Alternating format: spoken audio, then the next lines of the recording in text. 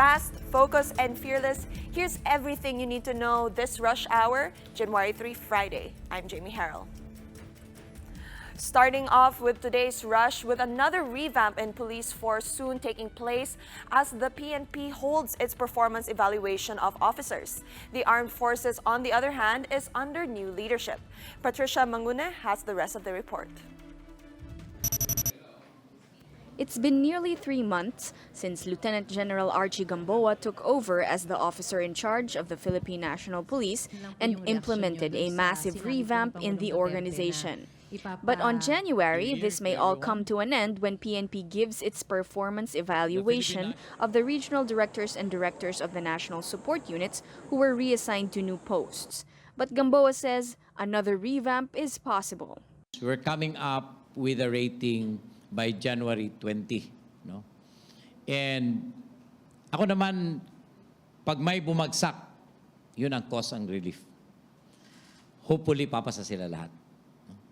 Kasi ang ano ko naman is, pag pumasa ka, ibig sabihin, ginagawa mo yung trabaho mo. Pero pag bumagsak ka, ibig sabihin, kulang yung ginagawa mo, 3 months. Then, they will know of the rating sa January 20.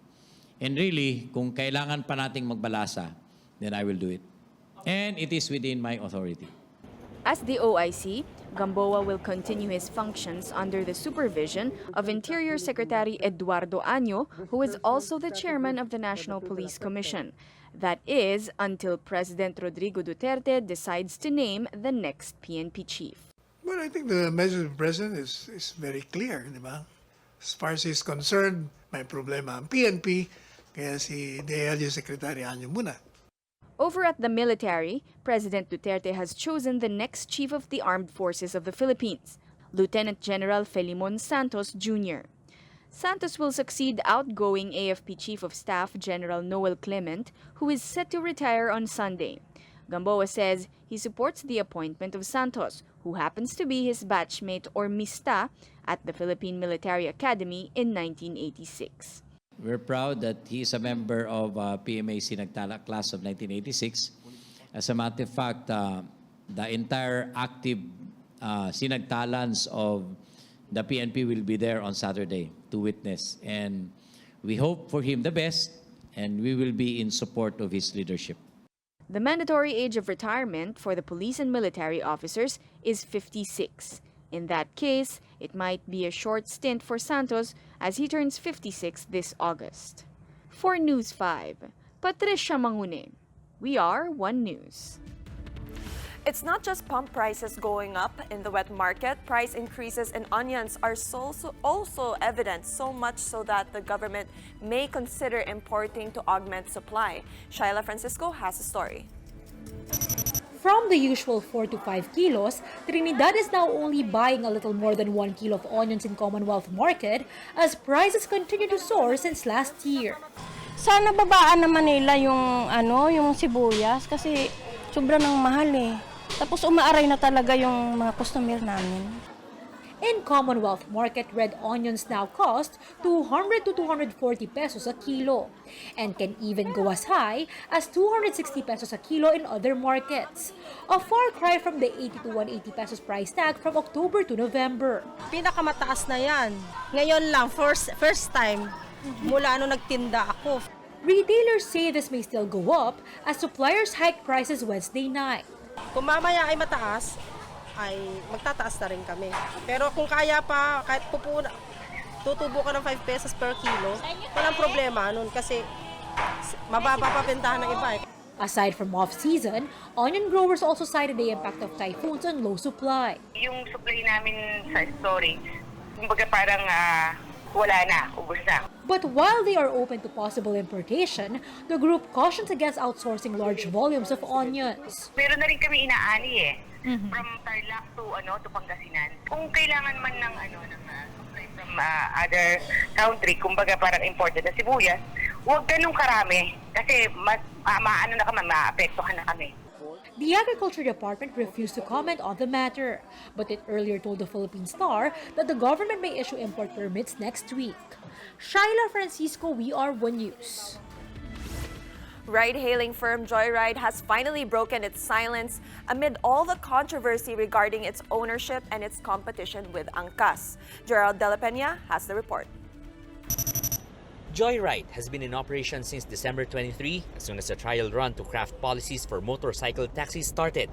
Despite issues hounding the test project and rumors about its supposed government connections, the company opted to stay silent in the sidelines. But on the first working day of the new year, Joyride formally introduced itself.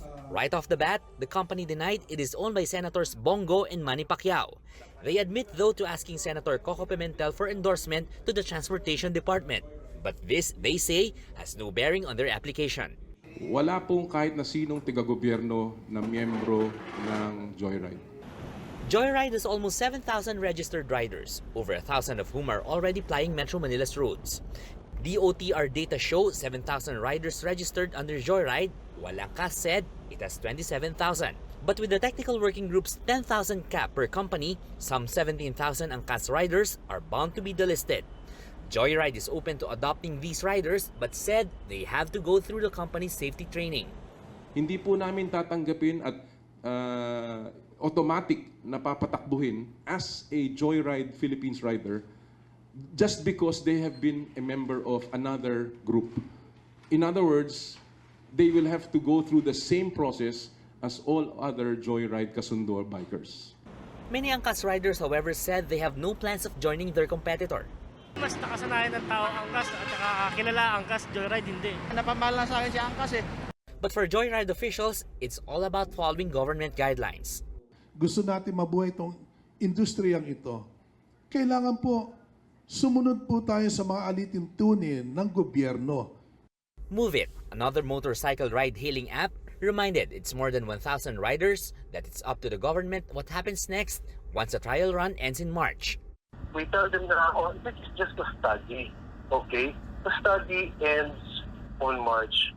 Transport officials said as soon as the three companies have filled their respective 10,000 slots, they will start apprehending riders not included in the updated LTFRB list. For News 5, Gerard De La Peña, we are One News. Another case of a brutal killing of a Filipino domestic worker in Kuwait has prompted government officials to consider a partial ban on the deployment to the Gulf state. Here's the report. The government is now looking at imposing a partial deployment ban of overseas Filipino workers to Kuwait following the death of Pinay domestic worker Jeneline Villavende, allegedly in the hands of her employer's wife. Labor Secretary Silvestre Bellos says the partial ban will cover first-time workers serving as household help. He added that skilled and vacationing employees will not be affected by the partial ban. Bellos said the government is ready to repatriate Filipino workers who would like to go home after the partial ban has been set in motion, although there are some challenges. Well, sa mga documented, siguro we are talking about 300,000 plus. Pero alam nyo, Ma'am Cheryl, marami din undocumented dyan. Malaki din ang problema ng DFA. The labor chief said the recruitment agency that sent Villavende to the Middle East could be sanctioned. Bellos said the agency may face probe for allegedly ignoring the repeated requests of Villavende to return to the Philippines. Villavende was already reportedly complaining of maltreatment and underpayment as early as September last year. Initial reports state Villavende was beaten to death and was black and blue upon reaching the hospital. Malacanang says President Duterte is outraged with this latest violence against OFWs. Recall that the government has already issued a deployment ban to Kuwait in 2018 upon the death of another Filipina help, Joanna de Mafelis. It is a violation of the agreement between these two countries, and the incident is under investigation. Bello warns that if justice for the death of Villavende will not be met, the partial ban may become a total deployment ban. Meanwhile, the lower house is set to hold an inquiry on the incident while awaiting autopsy reports on Villavende.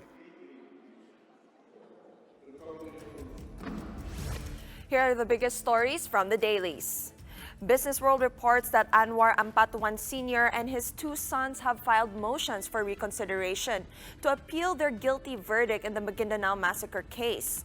Anwar Sr., who is the brother of convicts Andal Jr. and Zaldi, argues that mere knowledge and agreement to committing the massacre was not enough to establish conspiracy. He also claimed he was not at the crime scene, but Judge Jocelyn Solis Reyes said the prosecution proved beyond reasonable doubt that the murders have been planned. Heads up, train commuters, if you don't know yet, the price of stored value beep cards has gone up by 10 pesos on Wednesday. The Light Rail Transit Authority, which operates LRT Line 2, said the issuance fee for the reloadable cards rose from 20 to 30 pesos. So for example, if you'll buy a beep card for 100 pesos, 30 pesos will be deducted as issuance fee, while 70 pesos will be remaining value of the reloadable card. And this is from Filipino Star ngayon. The Metro Manila Film Festival is not yet over, but given its performance for the past week, it's unlikely to reach its 1 billion pesos in sales. Festival officials have yet to release ballpark figures, but they did not deny they earned less than the previous year. The only consistent earner was Agamulak's Miracle in Cell Number 7, which has earned 235 million pesos. Factors that may have affected this included Typhoon Ursula, high ticket pricing, or it could be that the audience are just no longer into those kind of films.